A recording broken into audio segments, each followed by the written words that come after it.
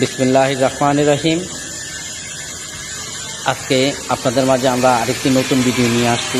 ভিডিওটি হচ্ছে ডিসকিলিং কীভাবে করে। এটা হচ্ছে টিউব লাইন, যার ভিতরে পানি চলাচল করে, কন্ডেন্সার লাইনের পানি চলাচল করে। আপনারা দেখতে পাচ্ছেন ফুল টিউব লাইন। এর উপরে চারপাশেই কিন্তু আবার গ্যাস চলাচল করে।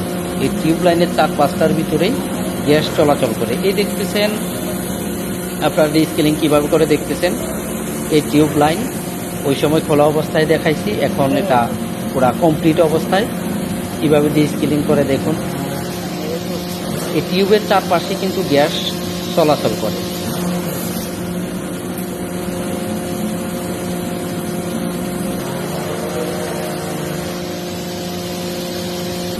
তো বন্ধুরা, আপনারা দেখতেছেন কীভাবে ডিসকিলিং করে।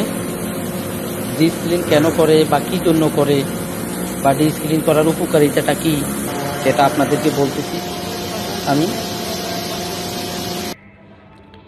ডিসকিলিং করার আগে এবং পরে টিউবের দেখাচ্ছি আমি। অবশ্যই দেখতে পাচ্ছেন আপনারা। ডিসকিলিং করার আগেই কীভাবে ময়লা থাকে বা কী আবরণ পড়ে থাকে, ময়লার আবরণ, আয়রন, আর করার পরে কি পরিষ্কার হয়। এটা হচ্ছে ডিসকিলিং করার পরে যখন এক মাথা দিয়ে পানির প্রেসার দিয়ে ময়লাটা বের করে দেওয়া হয়। টিউব লাইনের ময়লাটা বের করে দিয়ে টিউবটা পুরোই পরিষ্কার করে দেওয়া হয়। এবার আসি আমরা ডিসকিলিং কেন করি।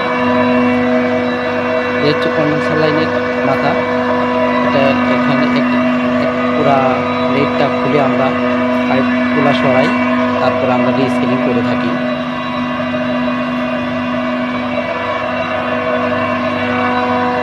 এবার আসে আমরা ডিসকিলিং কেন করি। কন্ডেন্সারের ভিতরে টিউব দিয়ে যখন পানি প্রবাহিত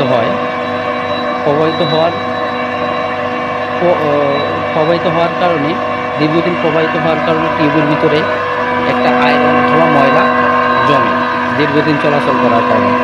এই আয়রন জমার কারণে কন্ডেন্সার তার গ্যাসটাকে পরিপূর্ণভাবে ঠান্ডা করতে পারে না, ফলে সিলারের দক্ষতা কমে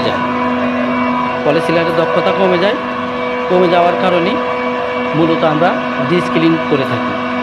ডিসকিলিং করলে সিলার তার পরিপূর্ণ দক্ষতা ফিরে পায় এবং কন্ডেন্সারের টিউবের চারপাশে যে গ্যাস চলাচল করে, কন্ডেন্সার লাইনের পানি ওই গ্যাসের তাপটাকে বা গরমটাকে পরিপূর্ণভাবে নিতে সক্ষম হয়। টিউবের ভিতরে পানি চলাচল করে পানিটা সম্পূর্ণ কুলিং টাওয়ারে চলে যায়। কুলিং টাওয়ারের বিবরণী বা একটা ভিডিও আমরা নেক্সটে আপনাদেরকে দিব। তো হচ্ছে ডিসপ্লেতে আমরা ম্যানুয়ালি কাজ করি। বর্তমানে অনেক ডিজিটাল বের হয়েছে, হয়তো যদিও আমাদের এখানে নাই। ইনশাল্লাহ আমরা নেক্সটে দেওয়ার চেষ্টা করব। এটা হচ্ছে এক্সপানশন বাল্ব। এগুলোর ভিডিও আমার আছে, আপনারা ইনশাল্লাহ দেখবেন। আর অবশ্যই বন্ধুরা আমার চ্যানেলটি সাবস্ক্রাইব করবেন। আপনাদের যদি কোনো প্রশ্ন জানার থাকে, কোনো কিছু বুঝতে সমস্যা হয়, কমেন্টস করবেন। আমি কমেন্টসে রিপ্লাই দিব ইনশাল্লাহ। নয়তোবা নেক্সট ভিডিওতে নতুন করে বিস্তারিত আপনাদেরকে জানাবো। অবশ্যই আমার চ্যানেলটি সাবস্ক্রাইব করবেন।